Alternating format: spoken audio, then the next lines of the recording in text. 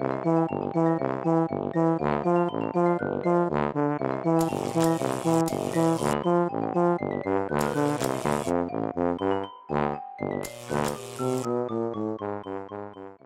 all the inevitability of a tide of horse manure, diversity has made its way into Amazon's The Lord of the Rings.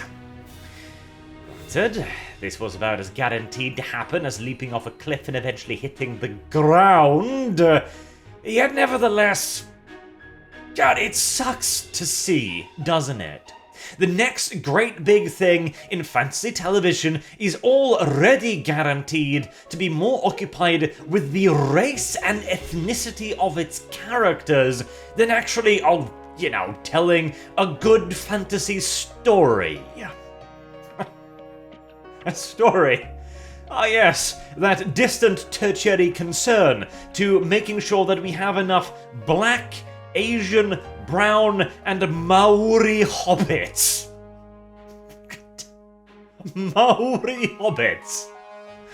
This is a joke. Like, this is an actual satirical thing, isn't it?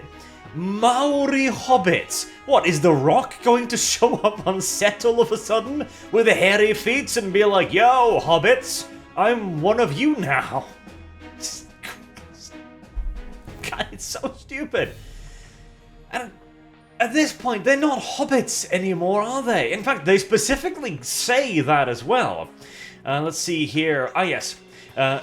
We're called Harefoots, not hobbits. They're different type of hobbits, you see. We're multicultural hobbits. We're a tribe, not a race. That's the thing. At this point, there is no such thing as a hobbit anymore. The hobbits don't exist. What we have is modern-day people cosplaying as hobbits. We have modern-day black people, Asians, brown, and Maoris walking around with hairy shoes on, pretending to be hobbits. This has nothing to do with Lord of the Rings anymore. And may I point out as well, because here's the thing.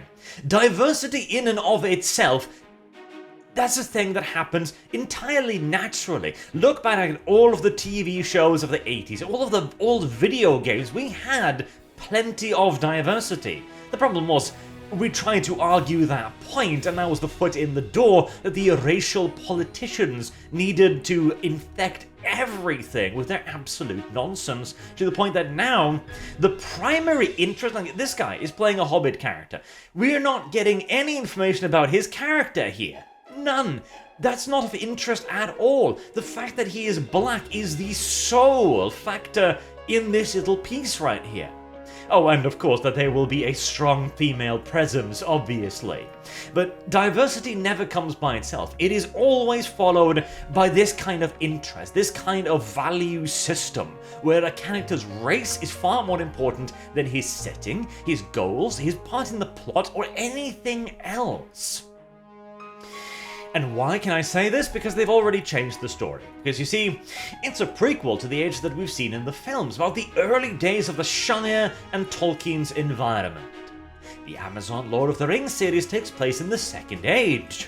There were no hobbits in the Shire in the Second Age.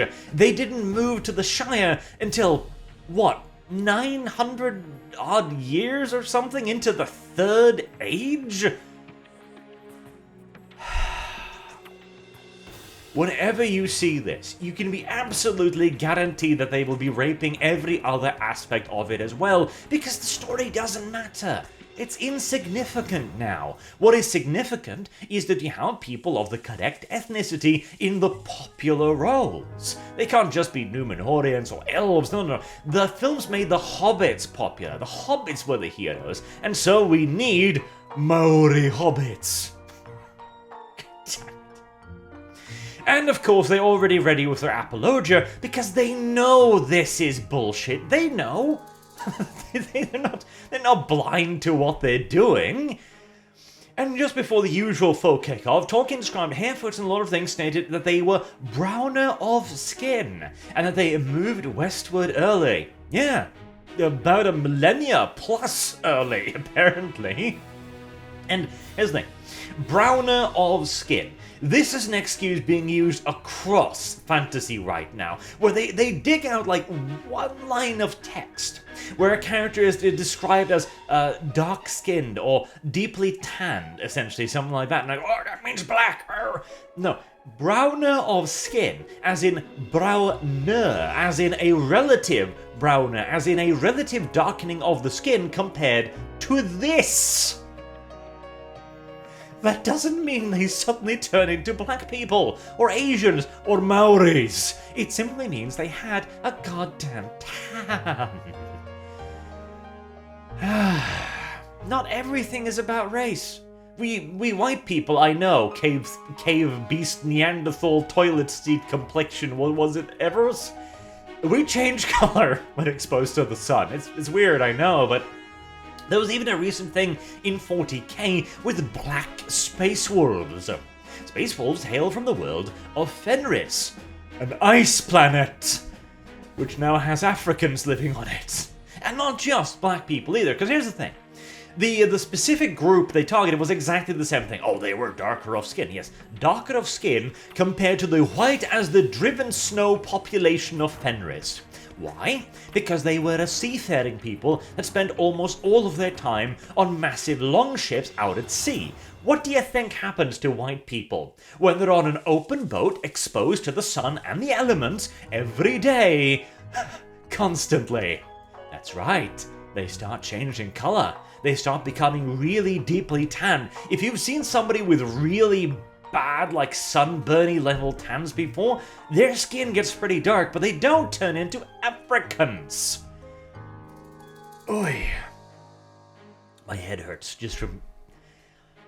It's a very strong female presence. It's a brand new set of adventures. Focus on their race, their skin color. Seed of some of the origin of different characters. It's going to take at least 10 years to tell this story.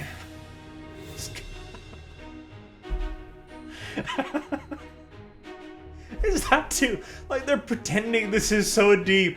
I am a black hobbit. It will take 10 years to tell my story. Oh yeah. And again, diversity quotas are practically unavoidable. In fact, though, I do think they rode back on this. Initially, there was an actual set of diversity quotas for Amazon products, as you had to have a certain diversity quota. But I do believe they did eventually withdraw that requirement as, well, not only blatantly racist, but straight up illegal. You are not allowed to hire people based upon their goddamn skin color, weirdly enough, in our extremely racist, systematically racist society. Never mind. But if you need it, you can still do it. I mean, the Hobbits movies, the absolute little monstrosities that they are, you will see ton of random Asian and black people in the background. You'll see the people freeing from the river village. The name escapes me. Those movies.